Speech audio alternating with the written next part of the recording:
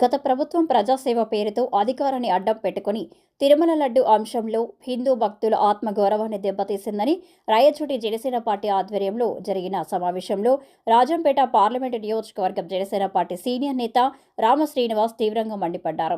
ఈ కార్యక్రమంలో చిన్నారి జయరాం, బుడ్డా నాగభూషణ్, ప్రదీప్, జెట్టి వెంకటేష్, బుల్లెట్ విజయ్ తదితరులు పాల్గొన్నారు. నమస్కారం. ఈరోజు అన్నమయ్య జిల్లా రాయచోటి జనసేన పార్టీ ఆధ్వర్యంలో మీడియా సమావేశాలు ఏర్పాటు చేయడం ముఖ్య విషయం ఏంటంటే, గత ప్రభుత్వ హయాంలో ప్రజాసేవ అని చెప్పి రాజకీయాల్లో వచ్చి ప్రజలకు ఏదో మేము చేస్తున్నామని చెప్పి ఉద్ధరిస్తున్నామని చెప్పి ప్రజలను మభ్యపెట్టి అధికారాన్ని అడ్డపెట్టుకొని వాళ్ళు గతంలో తిరుపతి దేవస్థానం మహాప్రసాదమైనటువంటి హిందూ భక్తుల ఆత్మ విశ్వాసాన్ని అయితేనేమి ఆత్మ గౌరవాన్ని దెబ్బతీశారు.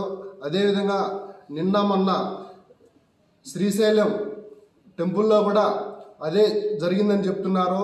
అదే క్రమంలో తిరుమల నుంచి మరీ ముఖ్యంగా అయోధ్యకు ఇక్కడ కల్తీ చేసిన లడ్డూను ప్రసాదాన్ని పంపించడం కూడా వారికే దక్కింది. అదే క్రమంలో వారు ప్రజలకు ఏదో చేస్తామని చెప్పి ప్రజలను నమ్మించి వారు వ్యక్తిగతంగా వారి సమూహానికి వ్యక్తిగత ఆదాయం పెంచుకోవడానికే గతంలో చూశారు తప్ప, అదే క్రమంలో ఎప్పుడూ ప్రపంచ వ్యాప్తంగా ఎప్పుడూ రానటువంటి రోగి మహమ్మారి అయినటువంటి కరోనా వచ్చిందంటే అదొక్కటి చాలు నిదర్శనం మిస్టర్ జగన్మోహన్ రెడ్డి గారికి.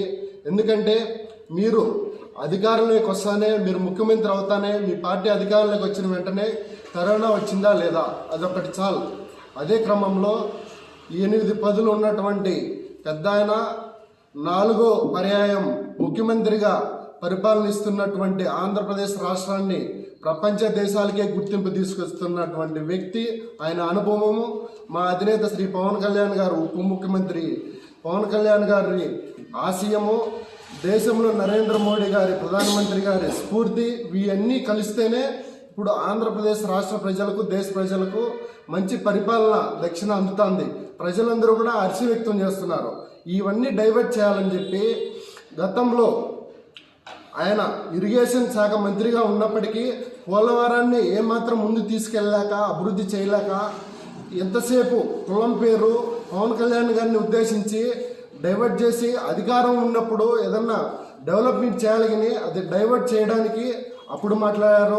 ఇప్పుడు కూటమి ప్రభుత్వంలో అనుభవజ్ఞులైన చంద్రబాబు నాయుడు గారు, ఆశయంతో వచ్చిన పవన్ కళ్యాణ్ గారు చేసే అభివృద్ధి ప్రజల్లో హర్షించేది, దాన్ని డైవర్ట్ చేయాలి, పక్కదోవ పట్టించాలని చెప్పి మరీ ముఖ్యంగా తిరుపతిలో లడ్డూలో జరిగినటువంటి కల్తీ విషయాన్ని అటు సుప్రీంకోర్టు, న్యాయస్థానము అన్ని సిట్లు కూడా ప్రకటించిన తర్వాత కూడా దాన్ని డైవర్ట్ చేయాలని చెప్పి ఏదైతే ముఖ్యమంత్రి గారిని ఉద్దేశించి అసభ్యకరంగా మాట్లాడము, దాని తర్వాత కులం మాకు సపోర్ట్ రావాలని మాట్లాడము, ఇది ఎంతవరకు సబబో ప్రజలందరూ కూడా తెలుసుకొని ఉన్నారు. ప్రజలందరూ బుద్ధి చెప్తారు. అదే క్రమంలో రైల్వే కోడూరు విషయానికి వస్తే ఒక పార్టీని తక్కువ చేయాలా, వీక్ చేయాలా, ఒక నాయకుడిని బలహీనం చేయాలని చూస్తున్నారు. మా నాయకుడు ఎక్కడ బలహీనపడడు, బలపడతాడు. మా పార్టీ మీరు ఎంత వీక్ చేయాలనుకుంటే అంత బలపడతాము.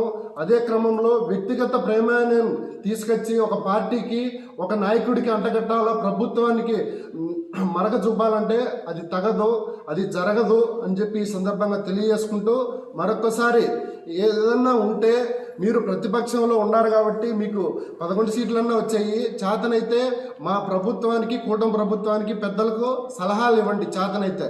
లేదంటే ముక్కు మీద ఏలేసుకొని చేసే పరిపాలనను ప్రజల్లో బాగా హర్షిస్తున్నారు. ప్రజలు ప్రశాంతంగా ఉన్నారు. కాబట్టి మీకు కాలం చెల్లిపింది. కాబట్టి బాయ్.